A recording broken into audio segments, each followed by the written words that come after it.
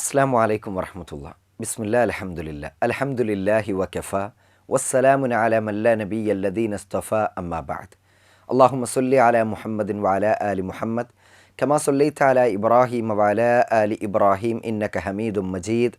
അല്ലാഹുമ്മ ബാരിക് അലാ മുഹമ്മദിൻ വഅലാ ആലി മുഹമ്മദ് കമാ ബാറക്ത അലാ ഇബ്രാഹീം വഅലാ ആലി ഇബ്രാഹീം ഇന്നക ഹമീദും മജീദ്. അഊദു ബില്ലാഹി മിനശ് ശൈത്വാനിർ റജീം. ബിസ്മില്ലാഹിർ റഹ്മാനിർ റഹീം. ഇന്നല്ലാഹ റബ്ബി വറബ്ബുക്കും ഫഅബ്ദുഹു ഹാദാ സിറാത്തും മുസ്തഖീം. റബ്ബിശ്റഹ് ലി സുദ്രി വയസ്സിർ ലി അംരി വഹ്ലുൽ ഉഖ്ദതം മിൻ ലിസാനി യഫ്ഖഹു ഖൗലി. ഏറെ ബഹുമാനമുള്ള പ്രിയപ്പെട്ട ശ്രോതാക്കളെ, സത്യാന്വേഷണ തൃഷ്ണയുള്ള സഹോദരന്മാരെ, സഹോദരിമാരെ, സർവ്വലോക രക്ഷിതാവായ അള്ളാഹുവിൻ്റെ രക്ഷയും സമാധാനവും നമ്മളിലെല്ലാം വർഷിക്കട്ടെ എന്ന് വളരെ ആത്മാർത്ഥമായിക്കൊണ്ട് പ്രാർത്ഥിക്കുകയാണ്.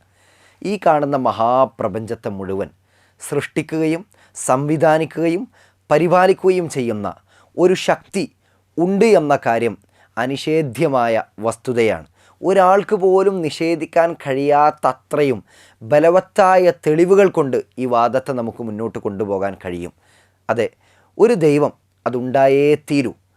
ആ ദൈവമില്ല എങ്കിൽ ഇന്ന് ഈ കാണുന്ന മഹാപ്രപഞ്ചം, അതിലെ സചേതനവും അചേതനവുമായ സർവ്വവസ്തുക്കൾ, ജന്തുജീവജാലങ്ങൾ, നാം മനുഷ്യർ, മറ്റെല്ലാ സൃഷ്ടിപ്പും ഇവിടെ ഇത്ര വ്യവസ്ഥാപിതമായ രൂപത്തിൽ ഉണ്ടാകുമായിരുന്നില്ല.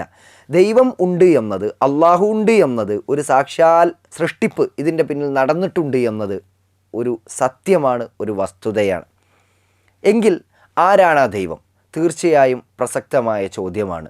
ആ ദൈവത്തെ ഇസ്ലാം പരിചയപ്പെടുത്തുന്നത് അള്ളാഹു എന്ന പേരിലാണ്. സ്വാഭാവികമായിട്ടും ഇസ്ലാമിനെ മറ്റുള്ള ആളുകൾക്ക് മുമ്പിൽ നാം കൃത്യമായി വിവരിച്ചു കൊടുക്കുമ്പോൾ, വിശദീകരിച്ചു കൊടുക്കുമ്പോൾ പല ആളുകൾക്കും ഉണ്ടാകുന്ന ഒരു തോന്നലാണ്, ഹൈന്ദവ സഹോദരങ്ങൾ കൃഷ്ണനെയും വിഷ്ണുവിനെയും ആരാധിക്കുന്ന പോലെ, അല്ലെങ്കിൽ ബ്രഹ്മാവിൻ്റെ മുമ്പിൽ ആരാധനകൾ അർപ്പിക്കുന്ന പോലെ, ക്രൈസ്തവ സഹോദരങ്ങൾ ക്രിസ്തു യേശുവിൻ്റെ മുമ്പിൽ ആരാധനകൾ അർപ്പിക്കുന്ന പോലെ മുസ്ലിങ്ങൾ അവരുടെ അള്ളാഹുവിൻ്റെ മുമ്പിൽ ആരാധനകൾ അർപ്പിക്കുന്നു എന്ന്. അവർ പറയാതെ പറയുന്നത് അള്ളാഹു എന്നത് മുസ്ലിങ്ങളുടെ ഒരു ദൈവത്തിൻ്റെ പേരാണ് എന്ന നിലക്കാണ്. ഇതൊരു തെറ്റിദ്ധാരണ മാത്രമാണ് സഹോദരങ്ങളെ. വളരെ സ്നേഹബുദ്ധിയാൽ ഈ വിഷയകമായി നിങ്ങളോട് പറയാനുള്ളത് അതൊരു തെറ്റിദ്ധാരണയാണ്. അള്ളാഹു എന്നത് മുസ്ലിങ്ങൾ ആരാധിച്ചു പോരുന്ന ഒരു ആരാധ്യൻ്റെ അല്ലെങ്കിൽ ഒരു ദൈവത്തിൻ്റെ പേരല്ല. നാം ആദ്യം മനസ്സിലാക്കേണ്ടത് ആ സംജ്ഞ കൊണ്ട്, ആ പ്രയോഗം കൊണ്ട്, അള്ളാഹു എന്ന ഇസ്മുൽ ജലാലത്ത്, ആ മഹത്വമുള്ള നാമം കൊണ്ട് എന്താണ് അർത്ഥമാക്കുന്നത് എന്നാണ്. അറബിയിൽ ആരാധ്യൻ എന്നതിന് ഇലാഹ് എന്നാണ് പറയുക. ഇലാഹ് എന്ന പ്രയോഗത്തിൻ്റെ അർത്ഥം ആരാധ്യൻ എന്നാണ്. അവിടെ നമുക്ക് ആരാധിക്കപ്പെടുന്ന ഏതു വസ്തുവിനെയും അങ്ങനെ, അല്ലെങ്കിൽ ഏതൊരു ശക്തിയെയും അങ്ങനെ വിളിക്കാൻ പറ്റും.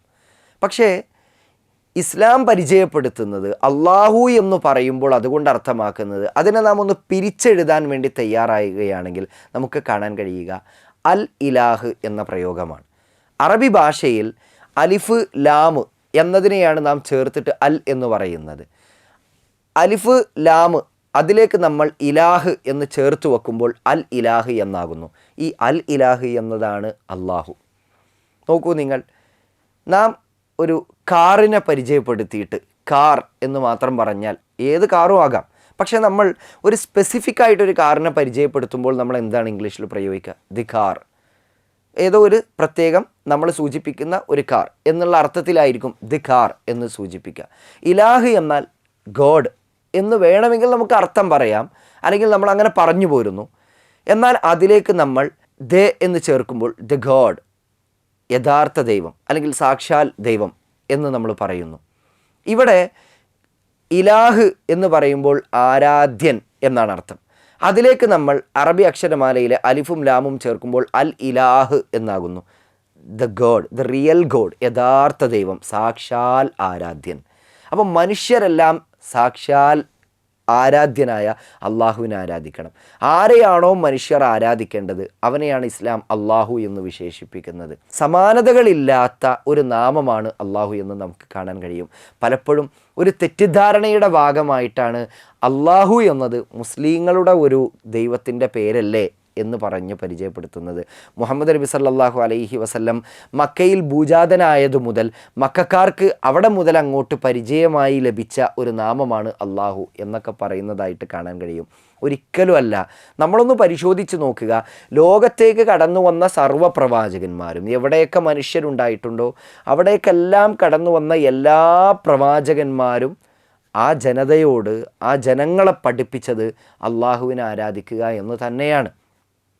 പരിശുദ്ധ ഖുർആൻ 21-ാമത്തെ അധ്യായം സൂറത്തുൽ അംബിയാഇൻ്റെ 25-ാമത്തെ വചനത്തിൽ പഠിപ്പിക്കുന്ന ഒരു ഭാഗം കാണാം.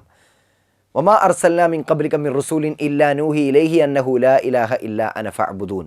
അല്ലാഹു സുബ്ഹാനഹു വ തആല പറയുകയാണ്, മുഹമ്മദ് നബിയോട് പറയുകയാണ്, പ്രവാചകരെ, താങ്കളെ നാം നിയോഗിച്ചിട്ടില്ല, എങ്ങനെയല്ലാതെ ജനങ്ങളോട് പ്രഖ്യാപിക്കുന്നവനായിക്കൊണ്ടല്ലാതെ നിങ്ങൾ എന്നെ ആരാധിക്കുക, ഞാനല്ലാതെ ഒരു ആരാധ്യനും നിങ്ങൾക്കില്ല തന്നെ എന്ന് പറയുന്നവനായിക്കൊണ്ടല്ലാതെ, എന്ന് ഉത്ബോധനം നൽകിക്കൊണ്ടല്ലാതെ നബിയെ താങ്കളെയും താങ്കൾക്ക് മുമ്പുള്ളവരെയും നാം നിയോഗിച്ചിട്ടില്ല. അപ്പോൾ ലോകത്തേക്ക് വന്ന എല്ലാ പ്രവാചകന്മാരും ആ സമുദായത്തോട് പറഞ്ഞത്, ആ സമൂഹത്തോട് പറഞ്ഞത്, അവരുടെ ആ ജനതയോട് പ്രഖ്യാപിച്ചതും വിശദീകരിച്ചതും അള്ളാഹുവിനെ ആരാധിക്കുക എന്ന് തന്നെയാണ്. അപ്പം ഞാൻ എൻ്റെ സംസാരം ആരംഭിച്ചത് ഖുർആനിൻ്റെ 3-ാം അധ്യായം ആലു ഇമ്രാനിൻ്റെ 51-ാമത്തെ വചനം ഓതി കേൾപ്പിച്ചുകൊണ്ടാണ്. സമാനമായൊരു വചനം ഖുർആനിൻ്റെ 19-ാം അധ്യായം സൂറത്തു മറിയമിൻ്റെ 36-ാമത്തെ വചനത്തിലും കാണാം. അവിടെ അള്ളാഹു തആല പറഞ്ഞത് എന്താണ്? ഈസാ അലൈഹിസ്സലാം, അതായത് ക്രിസ്തു യേശുവിൻ്റെ പ്രബോധനത്തിലുള്ള കാര്യം ഖുർആൻ പറയാണ്, എടുത്തു പറയാണ്. ഈസാ അലൈഹിസ്സലാം പറഞ്ഞത് എന്താണ്? ഇന്നല്ലാഹ റബ്ബി വ റബ്ബുക്കും ഫഅ്ബുദുഹു ഹാദാ സിറാത്തും മുസ്തഖീം. തീർച്ചയായും അള്ളാഹു എൻ്റെയും നിങ്ങളുടെയും രക്ഷിതാവാണ്. നോക്കൂ നിങ്ങൾ, അള്ളാഹു എൻ്റെയും നിങ്ങളുടെയും രക്ഷിതാവാണ്. അപ്പോൾ നിങ്ങൾ അവനെ മാത്രം ആരാധിക്കുക, ഇതാകുന്നു നേരായ മാർഗം എന്ന്. പ്രപഞ്ചത്തിൻ്റെ സ്രഷ്ടാവിനെ പരിചയപ്പെടുത്താൻ വേണ്ടി ഇസ്ലാം പ്രയോഗിക്കുന്ന പ്രയോഗമാണ്, യഥാർത്ഥ ആരാധ്യനെ പരിചയപ്പെടുത്താൻ വേണ്ടി ഇസ്ലാം പ്രയോഗിക്കുന്ന പ്രയോഗമാണ് അള്ളാഹു എന്നത് തിരിച്ചറിഞ്ഞുകൊണ്ട് മുന്നോട്ട് പോവുക. അള്ളാഹു അനുഗ്രഹിക്കട്ടെ. സത്യം സത്യമായി ഉൾക്കൊള്ളാനുള്ള വിശാല മനസ്കതയും കഴിവും അള്ളാഹു നമുക്ക് നൽകട്ടെ എന്ന് പ്രാർത്ഥിക്കുന്നു.